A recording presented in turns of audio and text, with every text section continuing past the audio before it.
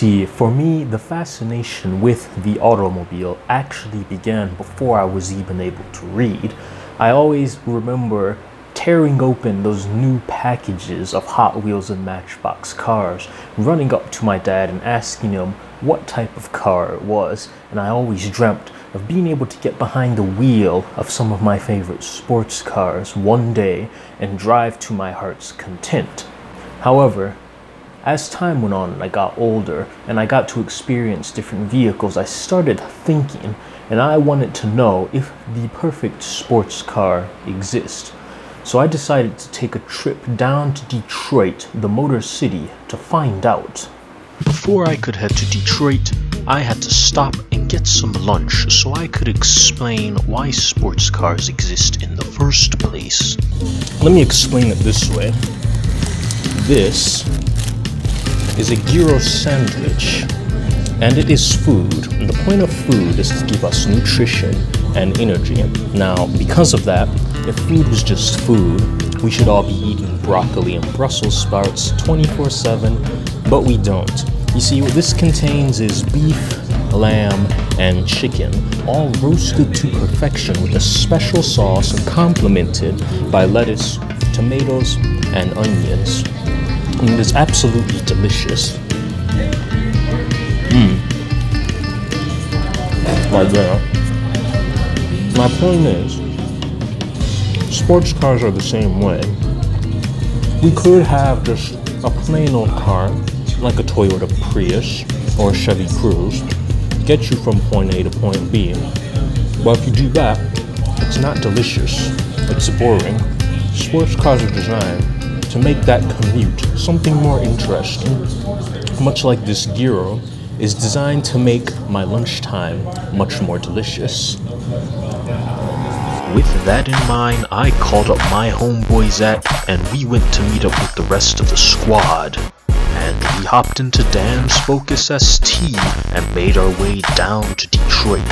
Although not everyone was pleased with the seating accommodations.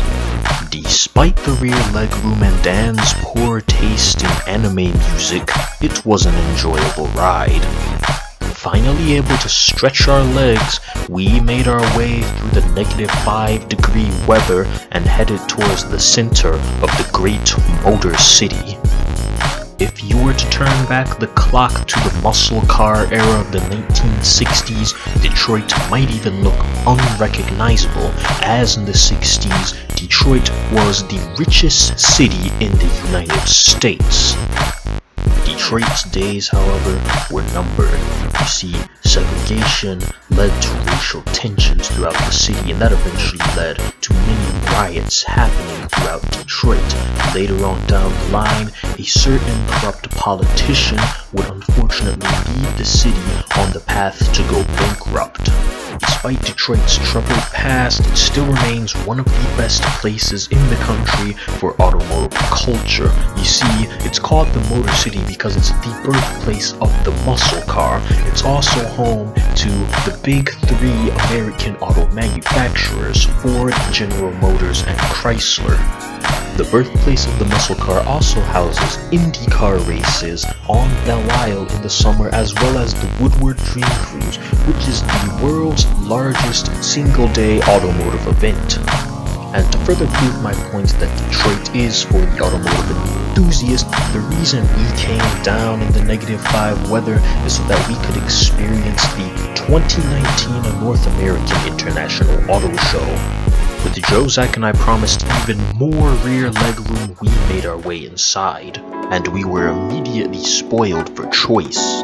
We came across the legendary 2019 Ford GT, then the mighty 2019 Chevrolet Corvette ZR1 with its massive 755 horsepower output, and the Corvette even stays true to the enthusiast roots, being available with a 7-speed manual transmission. Then headed back over to Ford, where on display was the brand new 2020 Shelby GT500. Now, like all Shelby badged Mustangs, you can expect driving excellence from this vehicle, as all Shelby Mustangs tend to be about driver focus, driver involvement on the street and the racetrack. You can see all the gaping chasms in the car's bodywork to assist with cooling the brakes, cooling the engine, and to assist with giving the car better aerodynamic properties. They even sacrifice some of the Mustang's boy bandish looks for the sake of better performance. However, the 2020 Ford Shelby GT500 is missing a little bit of that Shelby bite that the cars are known for, as unfortunately the current trend in the corporate automotive world is to offer these high-end cars only with automatic gearboxes. The Shelby is one such example. Despite it being only an automatic, I am still very excited for this car. We then decided to look around more of Ford's booth, and we came across the Ford Mustang RTR, the Ford Raptor, and even another Ford GT. But what really got us excited was the sight of a bright red Lamborghini Aventador, and we immediately dashed over so we could stare at it. Curious, we decided to ask the gentleman some questions.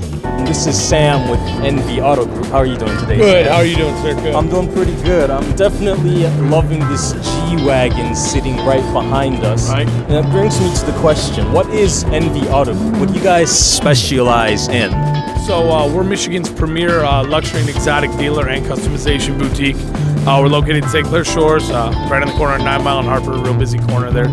And we specialize in these awesome custom builds.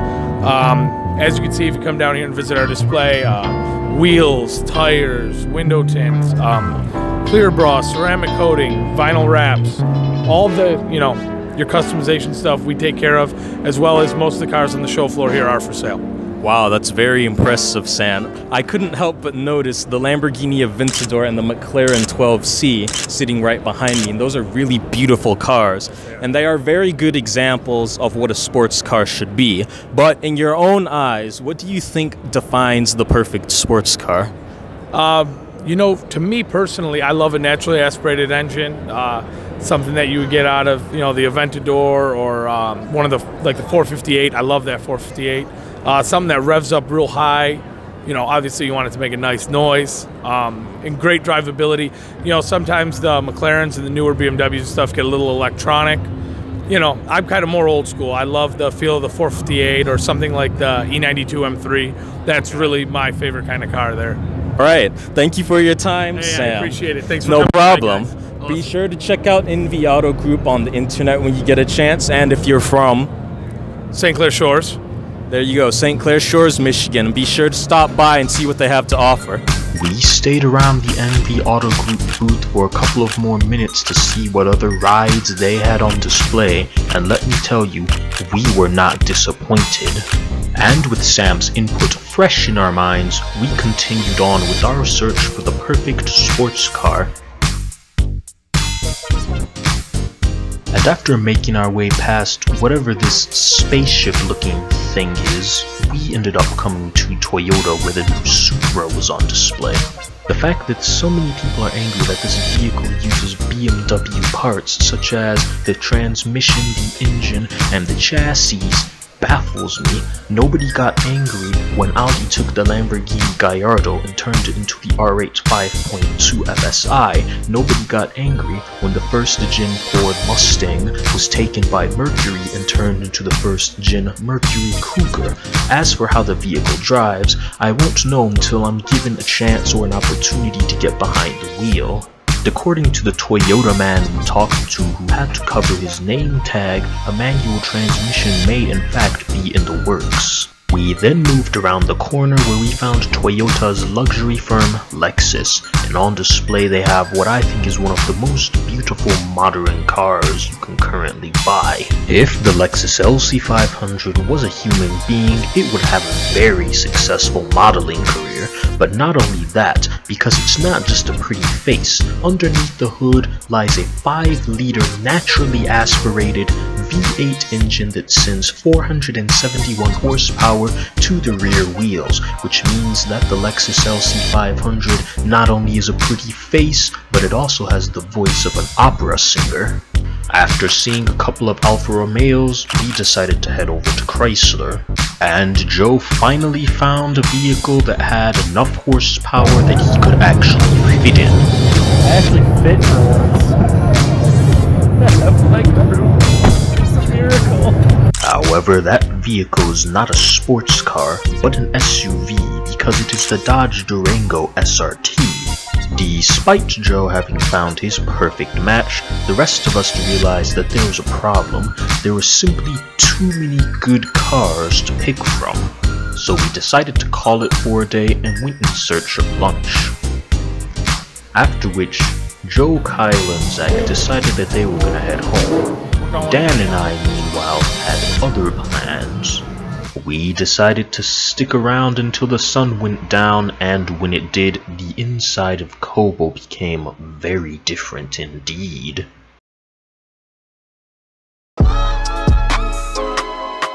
Gone was the corporate automotive world, and in had arrived the world of American hot rodding. This is what a car show looks like when you give a person a wrench and no rules, and you allow them to let loose on their creativity. Never have I seen so many clean hot rods and some straight up bizarre ones at the same time. The amount of vehicles that were in this show was actually mind-blowing to me. I didn't expect so much variety. There were factory resto mods, there were custom resto mods, there were even a few vehicles that were completely original. With so many unique vehicles on the show floor, we figured that we could find our example of the perfect sports car in here, so we started to search. However, with so many options available, we had no idea where to begin looking. So Dan, being a Miata owner himself, suggested that we go find some custom Miatas, and we did. And so we decided to ask the gentleman some questions.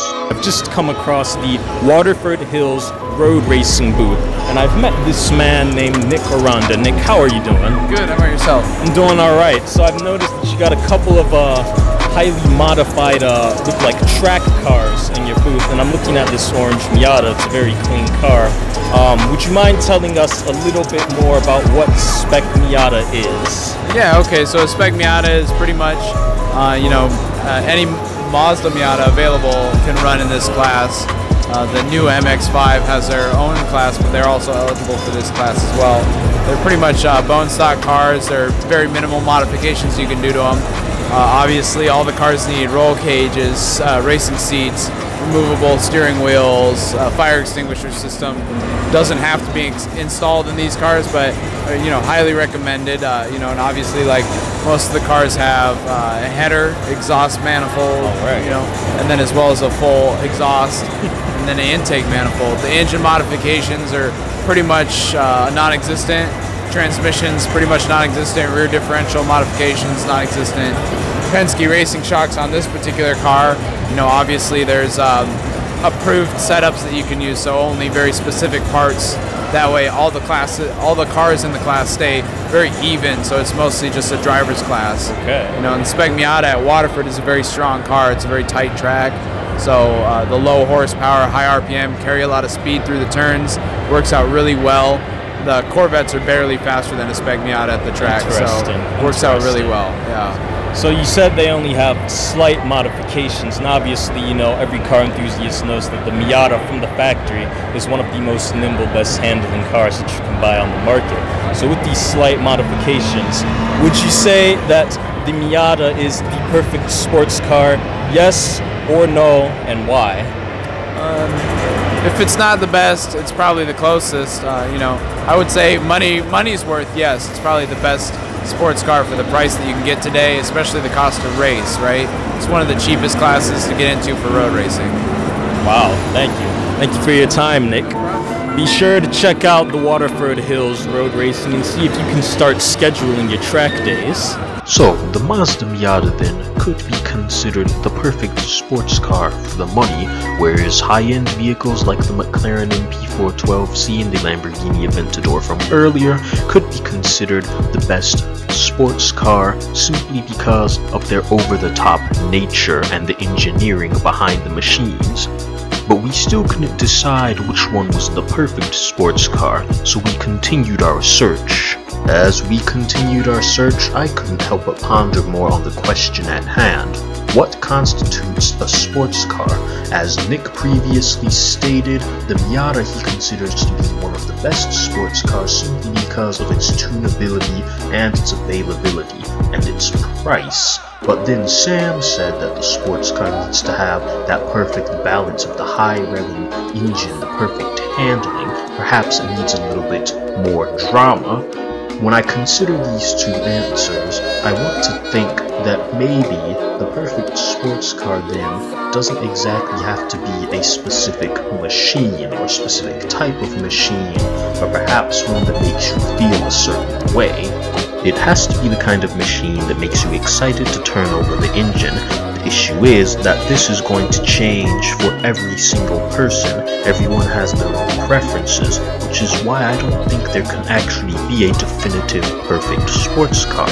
With that in mind, I decided to go find some Mustangs, since the Ford Mustang is the car that I grew up around as a kid. There was a specific Mustang that caught my eye, so I had to go ask the owner some questions. Come across this very beautiful wild strawberry 1993 5.0 Fox Body Mustang. And this is the owner, Autumn. Autumn, how are you doing I'm today? good, how are you? I'm doing great. I've noticed this car. I was hoping you could tell me a little bit about it. If it's got a story, some of the specs behind it. Absolutely, yeah. Every car has a story in my opinion. So my story is, so I was in high school and my parents have always loved Mustangs and I grew up in a Ford family. Okay. And my first time in a Fox Body, I fell in love right away. I mean, my dad's friend took me just down the road, did a burnout, and came back, and I was like, all right, I'm in love. So I was 15, and we started looking for a Mustang for myself. My parents found this in New York. Then it sold, and I was heartbroken. And then about 2 months later, we found it in Wisconsin. And then we called the guy instantly and said, we're coming to meet you, and we want to get this car.